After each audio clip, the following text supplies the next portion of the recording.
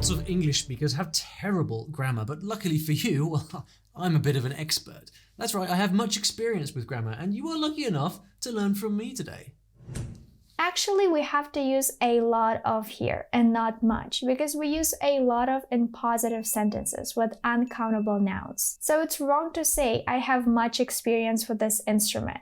You gotta say, I have a lot of experience with this instrument. See, I had to learn grammar all by myself, which means, well, I must be extremely smart. I remember at 12 years old, my teacher told me that we didn't have to learn grammar at school.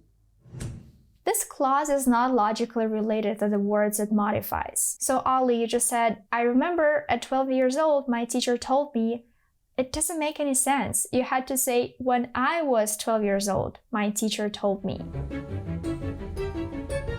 In fact, despite having excellent grammar, in my entire life, I only remember studying English grammar a few times. I only remember studying, it doesn't really sound right because only is a modifier and is positioned too far away from the thing it's intended to modify, which is a few times. So the correct way to say the sentence is, in my entire life, I remember studying English grammar only a few times.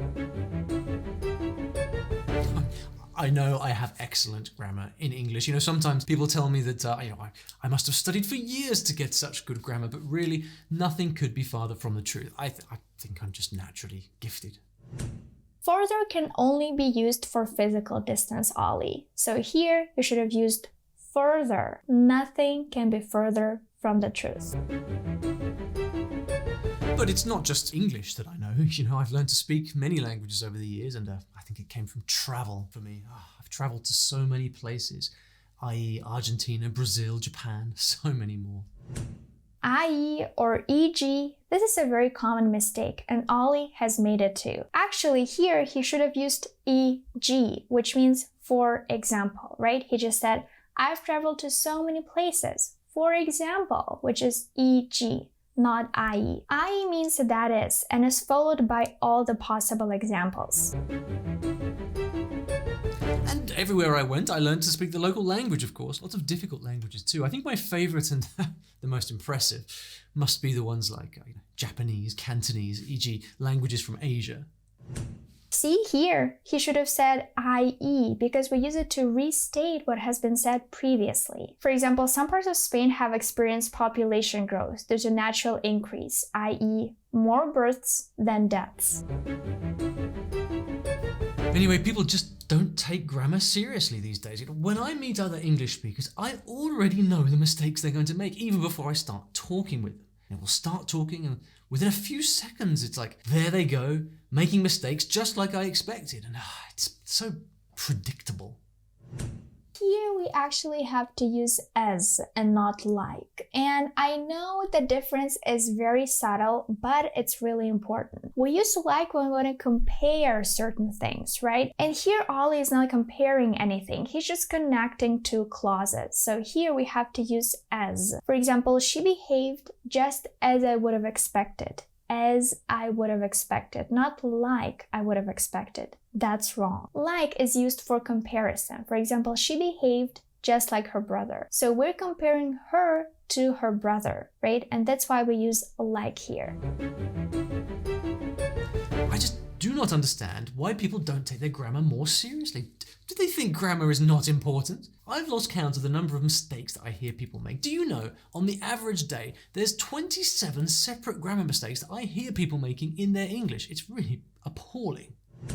Well, it is grammatically wrong to say theirs, right? Because we only use there is with a singular noun. And we have to use there are with a plural noun, right? So here, Olly should have said there are instead of there is.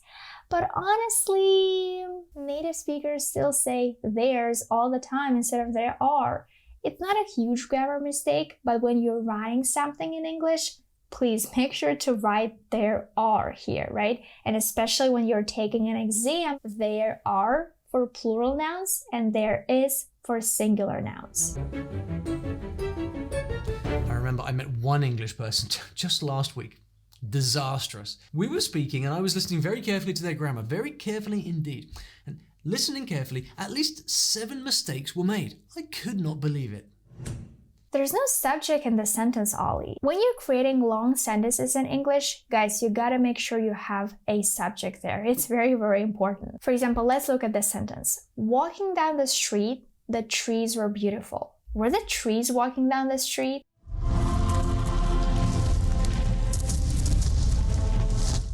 Of course not, right? So maybe you can say, walking down the street, I noticed that the trees were really beautiful because I was walking down the street and I noticed something, right? Very important. You have to have the correct subject. The trees weren't walking down the street here, right? It's exceedingly rare that you'll find me making a grammar mistake. Once in a blue moon, I venture to say. I mean, just try and catch me making a grammar mistake. Come on, you'll be lucky. Another mistake. You should have said try to catch me here, Ollie, because trying is already part of the action to figure something out, right? So we don't need to say try and catch me. If, for example, saying try and figure out what the problem is with the sentence is wrong, we have to say try to figure out what the problem is with the sentence. Just try to, not try and. Just think how wonderful the world would be if we all spoke English with better grammar. Can you imagine? And it's really not hard. You just have to try. Try hard, pay attention, make less mistakes when you speak. I guarantee it. I mean, that's easy. Less is used with uncountable nouns and fewer is used with countable nouns. So Ollie, you should have said fewer mistakes, not less mistakes. For example, she gets less sun than me, so she has fewer freckles. It's wrong to say less freckles because freckles is a countable noun, right? We can count this word. We can say 1, 2, 3, 4, 5, 6 freckles. So that's why we have to use fewer here. But there are exceptions. One less thing to worry about. We have to use less here. One less thing. One less thing to worry about. And another example, summarize what you just learned in 20 words or less. Again, here we have to say 20 words or less. Even though the word is countable, we have to say less, 20 words or less. Another thing you might like to do is get a good book on English grammar usage. I mean, it's not difficult. Honestly, get yourself a good book and diligently study your grammar book every day. That's all. Very quickly you'll have perfect English grammar, just like me.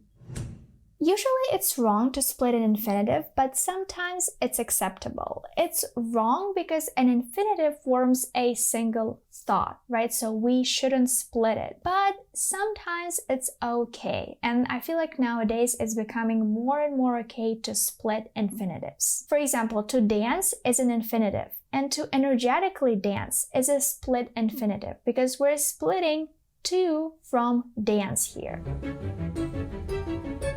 And look, in case you still don't believe that grammar matters, just think about your career prospects, why don't you? I mean, you make a big glaring grammar mistake in an email to your colleagues, do you think people don't notice?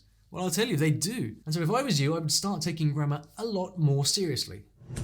Here I have to say if I were you, because I could never be you. That's why we have to say if I were you. For example, if I were you, I'd buy this phone instead. But for example, let's look at this sentence. If I was late, they would be really upset. This is a real past situation, and that's why we can say if I was late.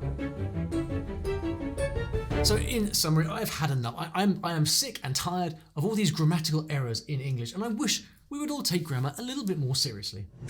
Some people say that grammatical means following the rules of grammar, meaning correct. So a grammatical error would be a contradiction. It's like saying a correct mistake. But in the 19th century, a lot of people debated the best way to express this. And grammatical can also mean related to grammar, so it's okay in the end. I guess it just comes down to what your definition of grammatical is and how old-fashioned it is. So sometimes it's okay to say grammatical error. Now I've put together a PDF of lesson notes, if you'd like, from this video, which has full explanations of the grammar points that we've been covering here, along with lots of examples. And you can find the link for this in the description below.